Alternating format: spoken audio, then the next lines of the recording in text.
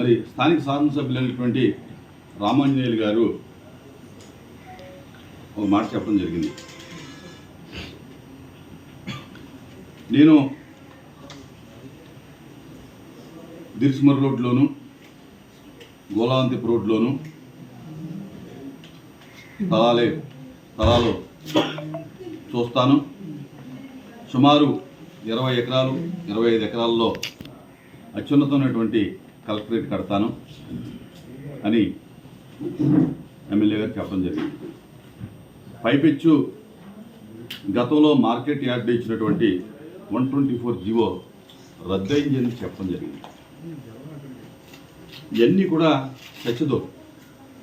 అలాగే రఘురామకృష్ణరాజు గారు భీమవరంలో స్థలం లేదు, డబ్బు లేదు, నా దగ్గర స్థలం ఉంది, డబ్బు ఉంది అని చెప్పడం జరిగింది.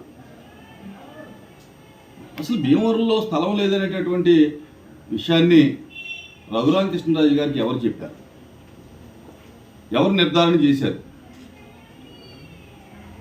అనేది రఘురామకృష్ణరాజు గారు మరి చెప్పాలి.